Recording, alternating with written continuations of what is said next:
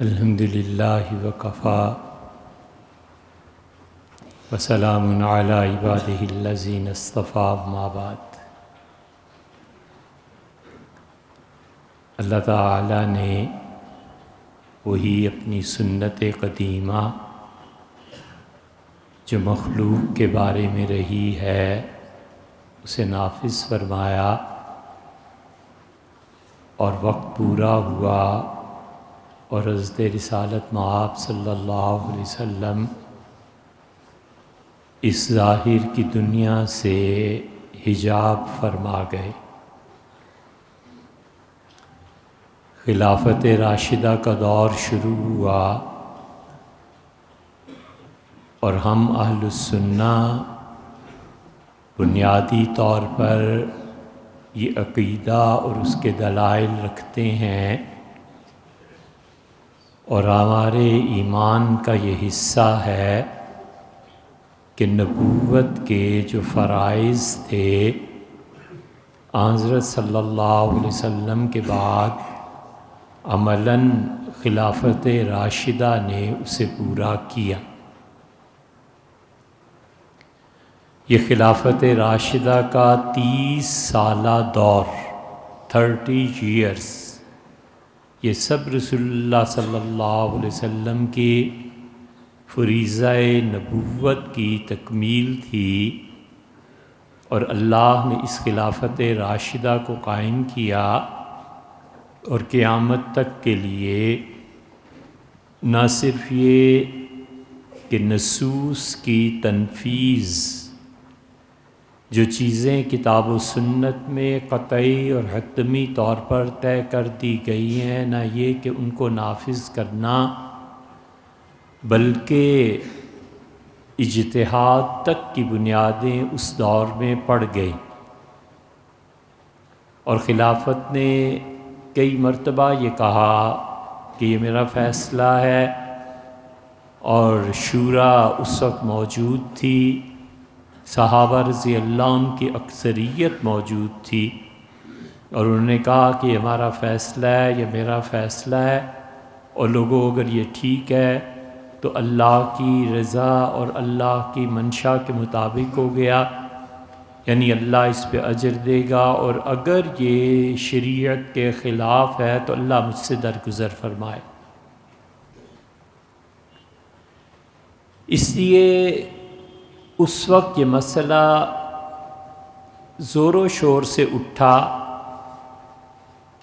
کہ خلافت کی حقیقت کیا ہے۔ اس لیے اہل السنہ نے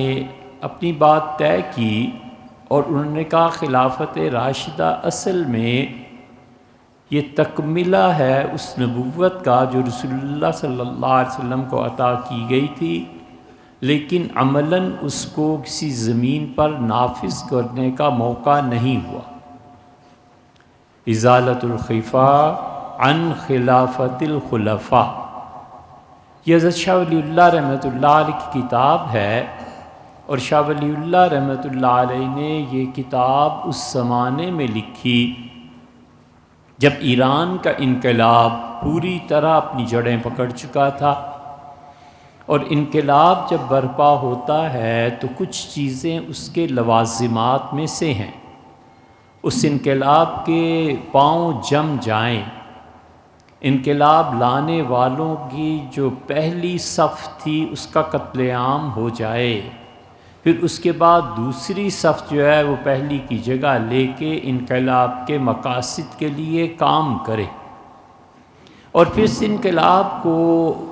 مؤثر طریقے پہ قرب و جوار میں پھیلایا جائے۔ چنانچہ فرانس کا انقلاب اگر آپ نے پڑھا ہے تو وہاں پر یہ ساری چیزیں نظر آئیں گی۔ مسلمان جب اسپین میں گئے ہیں تو وہاں بھی یہ چیزیں نظر آئیں گی، اور جتنے انقلابات دنیا میں مثلاً سوشلزم کا انقلاب جو آیا ہے سب جگہ یہ پایا جاتا ہے۔ اور انقلاب کے بعد اس کا پھیلاؤ، وہ ایرانی انقلاب کا جو پھیلاؤ شروع ہوا تو اس نے مختلف ممالک کے مختلف صوبوں پر بہت اثر کیا، اہل تشیع کے علماء وہاں سے ہجرت کر کے ہندوستان آئے، اور دیکھتے ہی دیکھتے گولکنڈہ اور بیجاپور یہ سب یہاں کے فرمانروا شیعہ ہو گئے۔ اور اس کے بعد احمد آباد کی باری آئی، اور احمد آباد کے بعد حیدرآباد، اور پھر حیدرآباد احمد آباد کے بعد اب قریب تھا کہ مرکز دلی میں شیعت کی حکومت قائم ہو جاتی، اور پورا ہندوستان اہل تشیع کے عقائد کو قبول کر لیتا۔ اس وقت کے پرعزم بادشاہ، جس جیسا دوسرا ابھی تک شاید پیدا نہیں ہوا، اورنگزیب عالمگیر رحمۃ اللہ علیہ اٹھے، اور اس نے اپنی جوانی کے 25 سال گولکنڈہ اور بیجاپور میں اور اس انقلاب کے اثرات کو روکنے کے لیے صرف کیے، اگرچہ وجوہ اور بہت سی تھیں۔ دلی میں عین دارالحکومت میں یہ حال تھا کہ حضرت کے بیٹے شاہ عبدالعزیز محدث دہلوی رحمۃ اللہ علیہ لکھتے ہیں کہ دلی میں ہر گھر میں جو 9 آدمی تھے تو 10واں شیعہ تھا۔ انہوں نے کہا ڈر ہوا کہ شیعت کی گود میں جا کے حکومت اب گرے گی اور پورا ہندوستان اہل تشیع کا اس تسلط کو قبول کر لے گا، تو انہوں نے پھر خلافت راشدہ کو اجاگر کیا کہ جن کو تم گالیاں دیتے ہو ان کی حکومتیں تکمیل کرنے والی تھیں کار نبوت کو۔ اور پھر انہوں نے شاہ ولی اللہ صاحب نے حضرت مجدد رحمۃ اللہ علیہ اس سے بھی پہلے اپنے مکتوبات میں، اور پھر شاہ عبدالعزیز صاحب رحمۃ اللہ علیہ تحفہ اثنا عشریہ، یہ ساری کتابیں لکھی، اور انہوں نے ثابت کیا اور بتایا کہ نبوت کے بعد اس کے حقیقی جانشین کون تھے۔ اہل تشیع کا خیال تھا کہ وہ صرف ایک خاندان کے لیے رسول اللہ صلی اللہ علیہ وسلم آئے تھے، اور وہ خاندان صرف اپنا پوری امت مسلمہ پر مسلط کرنا ان کا فریضہ تھا۔ حضور صلی اللہ علیہ وسلم کے فرائض میں شامل تھا کہ صرف بنو فاطمہ رضی اللہ عنہا وسلام اللہ علیہا، ان کی اولاد ساری امت پہ حکومت کرے گی، اور ان کے علاوہ کسی کی حکومت نہیں چل سکتی، حتیٰ کہ اس کے بانی مبانی سیدنا علی رضی اللہ عنہ تھے، جو حضور اقدس صلی اللہ علیہ وسلم کو چھوڑ کے باقی تمام انبیاء علیہ السلام سے افضل تھے۔ اسی اہل تشیع کا عقیدہ ہے، اور جنہوں نے بہت نرمی اختیار کی ہے اس عقیدے میں، انہوں نے کہا ابراہیم، موسیٰ، عیسیٰ اور محمد صلی اللہ علیہ وسلم، ان 4-5 پیغمبروں کو چھوڑ کر باقی ہر پیغمبر سے بھی افضل سیدنا علی رضی اللہ عنہ تھے، اور حقیقی جانشین یہی خاندان تھا پورا، اور ایک خاندان کو امت میں مسلط کرنا تھا۔ یہ رسول اللہ صلی اللہ علیہ وسلم کے فرائض میں سے تھا، اور وہ کر کے گئے، بعد والوں نے گڑبڑ کر دی، جبکہ اہل السنہ نے کہا کہ ایسی بات نہیں ہے، اصل ہماری بات اتنی سی ہے کہ امرہم شورا بینہم، ہم حکومت کا مستحق اسے سمجھتے ہیں جو شورا طے کرتے، شورا جس کو بھی چن لے، حتیٰ کہ رسول اللہ صلی اللہ علیہ وسلم فرمایا تمہاری شورا اس آدمی کو چن لے جس کا سر منقے کے برابر اتنا بدصورت، اتنا چھوٹا آدمی بظاہر معلوم ہو کہ اس کی شکل و صورت بھی ٹھیک نہ ہو، منقے کے برابر اس کا سر ہو، منقع خشک انگور، فرمایا اگر اس کی بیعت ہو جائے اور خلافت اس آدمی کو مل جائے تو اس سے باہر نکلنے والے کو مار دینا، قتل کر دینا۔ یہ مختلف احادیث کا نچوڑ ہے، اسی لیے سیدنا عمر رضی اللہ عنہ نے کہا تھا کہ 3 دن تک اپنا خلیفہ مقرر کر دینا، اور پھر ایک کو بلایا اور فرمایا اگر 3 دن تک امت میں خلافت کا فیصلہ یہ نہ کر سکے تو ان 6 کے 6 آدمیوں کو قتل کر دینا اور اپنی شورا بنا۔ ہم اتنی سختی سے شورا کے قائل ہیں، اسی لیے یہ خلافت راشدہ، سیدنا عمر رضی اللہ عنہ نے کچھ لوگوں پر باقاعدہ پابندی لگائی۔ انہوں نے کہا علی مدینہ منورہ سے باہر نہیں جائیں گے، ابن مسعود مدینہ منورہ سے باہر نہیں جائیں گے، فلاں نہیں جائے گا، فلاں نہیں جائے گا، اور بلا کے انہیں کہا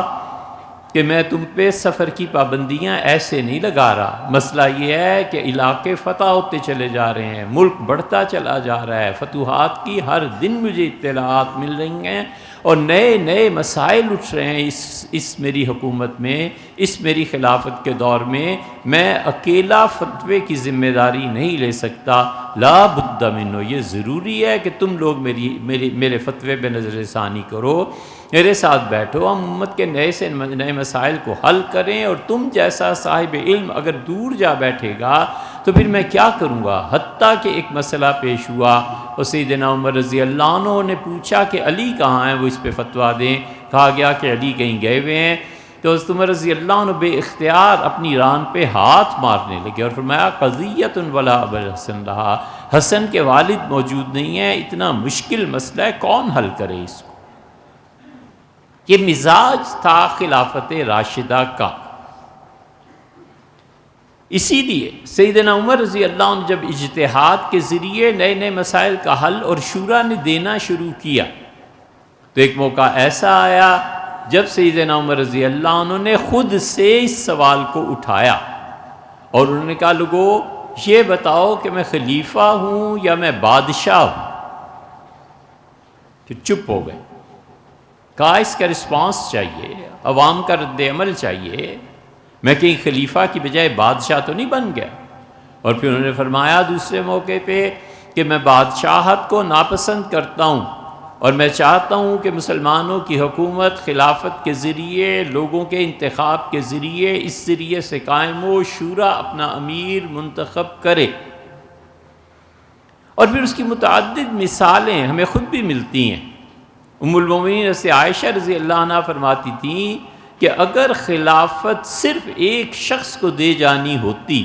اور مشورے کے ذریعے خلافت لے نہ پاتی تو رسول اللہ صلی اللہ علیہ وسلم اپنے بعد جس کو خلافت دیتے وہ زید تھے، اور زید نہ ہوتے تو ان کے بیٹے اسامہ تھے۔ رسول اللہ صلی اللہ علیہ وسلم کو اسامہ سے بہت شدید تعلق تھا، اسی لیے تو رسول اللہ صلی اللہ علیہ وسلم نے کئی مواقع پر انہیں ڈانٹا، اور اسامہ کی عمر 16 سال کی تھی جب رسول اللہ صلی اللہ علیہ وسلم نے پردہ فرمایا، تو 16 سال کے لڑکے کو خلافت دینا حضور صلی اللہ علیہ وسلم کر سکتے تھے۔ بعد میں بھی کئی مرتبہ ایسے ہوا ہے کہ قاضیوں کے اس لیے کہ یہ ہیروز کی نرسری تھی جو رسول اللہ صلی اللہ علیہ وسلم نے لگا دی تھی،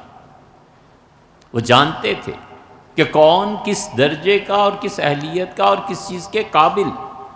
سیدنا عمر رضی اللہ عنہ نے پھر اس سوال کو اٹھایا، انہوں نے کہا میں خلیفہ راشد ہوں لوگوں، یا مجھے بتاؤ میں کیا ہوں؟ پھر ایک سلمان فارسی رضی اللہ عنہ ملے اور سلمان فارسی رضی اللہ عنہ سے کہا کہ سلمان تم بتاؤ، میں تمہارا خلیفہ ہوں، مسلمانوں کا امیر ہوں، یا یہ کہ میں بادشاہ ہوں؟ انہوں نے کہا امیر المومنین بہت آسان ترازو ہے، بہت آسان طریقہ ہے، آپ اپنے آپ کو اس پہ پرکھ لیں اور آپ اپنی خود گواہی دیں کہ آپ کیا ہیں۔ مسلمانوں کے بیت المال میں اگر 1 روپیہ بھی آپ نے ضائع کیا ہے جان بوجھ کے،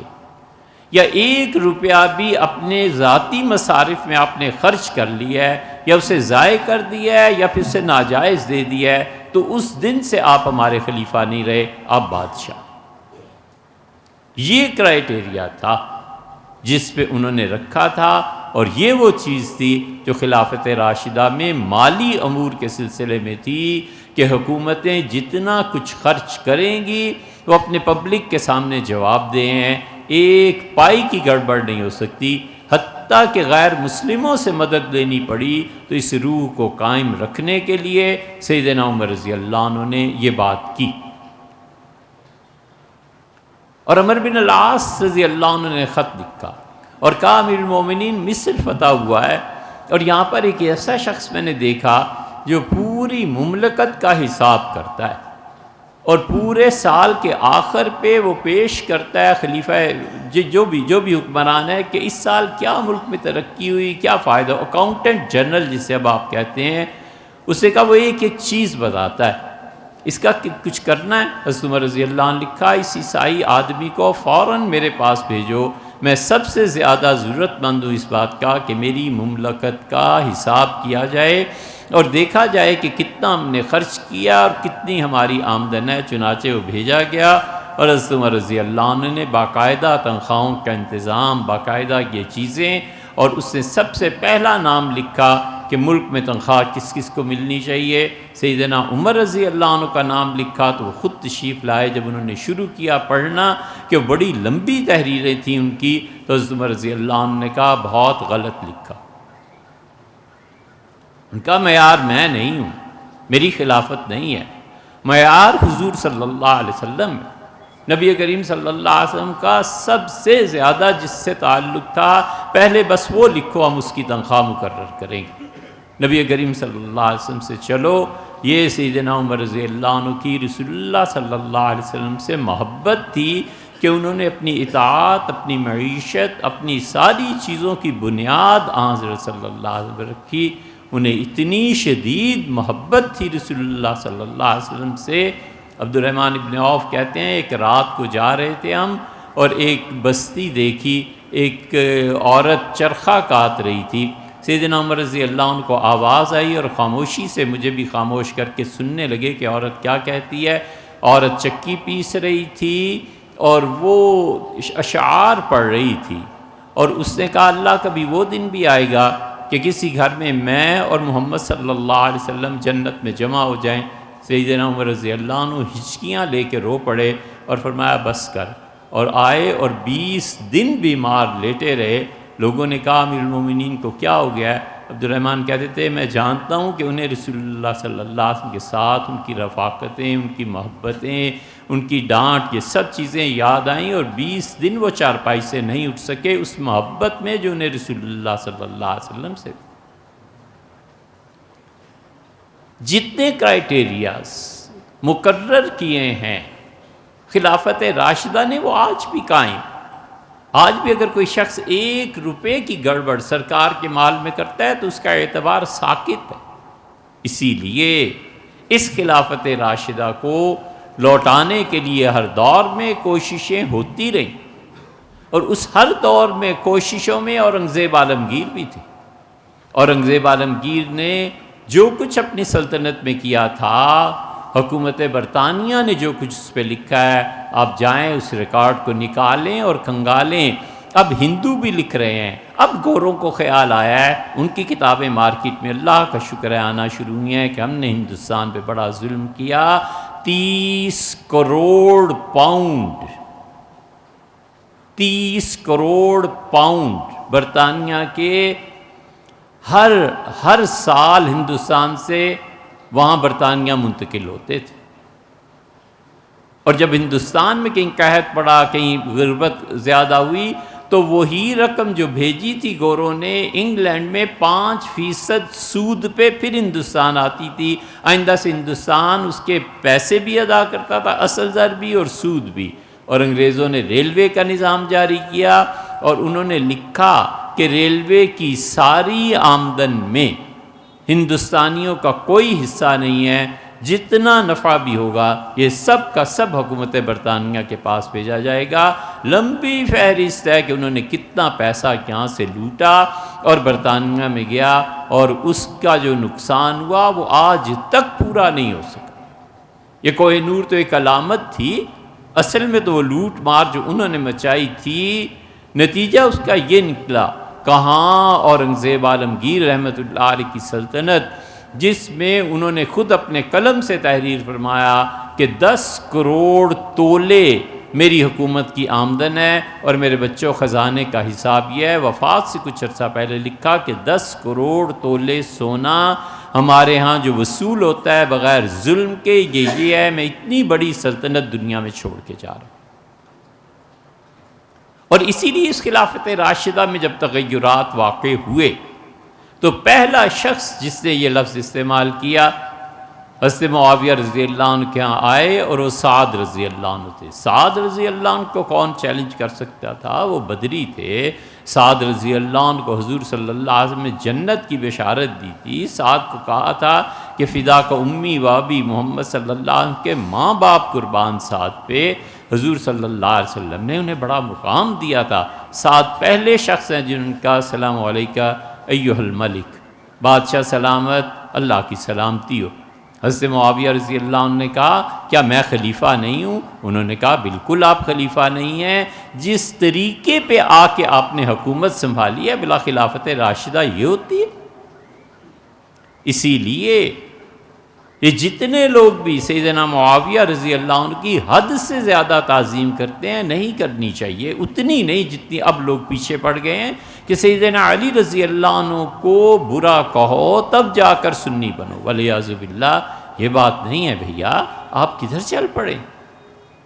حضرت معاویہ رضی اللہ عنہ کے متعلق ہمارے ہی کتابوں میں لکھا ہے، انہوں نے کہا سعد رضی اللہ عنہ نے کہا اس یہ سنت یہ ہے، لکھنے والے نے یا تو سنت لغت میں استعمال کیا ہے یا پھر اصطلاح میں استعمال کیا ہے، اس کا سنت یہی ہے کہ حضرت معاویہ رضی اللہ عنہ کو بادشاہ کہا جائے گا، خلیفہ راشد نہیں۔ اسی لیے حضرت معاویہ رضی اللہ عنہ کے دور میں لوگ آتے تھے اور ان سے پوچھتے تھے، لوگ کہتے تھے خلافت راشدہ حضرت اور چیز ہے، آپ کی حکومت اور چیز ہے۔ شاہ ولی اللہ رحمۃ اللہ علیہ، اس سے مجدد رحمۃ اللہ علیہ وغیرہ ان کے تصریحات پڑھنی چاہیے۔ اس لیے ہم خلافت راشدہ کی عزت، احترام، ادب، ان کے بعض ایسے فیصلے جو بعد کی تاریخ میں ان کے لیے قابل نقد ہوئے، اس کے باوجود ہم خلافت راشدہ کا احترام کرتے ہیں، ہم ان کی عزت کرتے ہیں، ہم سمجھتے ہیں کہ وہ رسول اللہ صلی اللہ علیہ وسلم کی نبوت کی تکمیل تھی۔ نبی کریم صلی اللہ علیہ وسلم کے منشاء مبارک کو انہوں نے زمین پہ نافذ کیا تھا، اور جو اصول انہوں نے طے کیے تھے حکومت اسلامیہ کے لیے وہ آج بھی نافذ العمل ہے۔